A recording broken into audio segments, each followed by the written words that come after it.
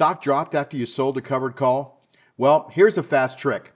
Roll it down and get paid more while staying in the game. Now, what is rolling down? Well, rolling down means you close your current call and open a new one at a new strike, even at a lower price, and you collect more premium, especially if the stock fell. So it brings down your basis a little bit as your stock has dropped a bit. So when do you roll down? Well, you roll down when your call is way out of the money and you've made most of your juice, or the stock has dropped significantly, or both, or you want to lock in more cash today. But there is benefits and risks to doing anything in the stock market. So more premium, lower break even, continued cash flow is the benefit. But against that, you got to weigh the risk, and that is less upside if the stock rebounds because you've lowered your cap. But if your outlook has changed, it's a solid move. Now, the stock might be heading a lot lower, so you should be ready to close out the trade altogether to manage your risk in advance. So here's a hypothetical. Let's say that you sold a 110 call on Smelly Pit stock,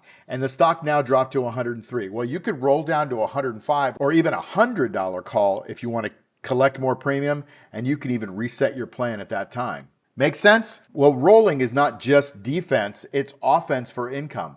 And if you want more covered call strategies, subscribe first and then check out this next video for more covered call income strategies. By the way, if you want to see how this all works, I created a free mini course for you called the 4-Step Cash Flow Blueprint.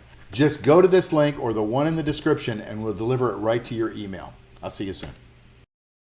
This content is for educational purposes only and is not financial advice.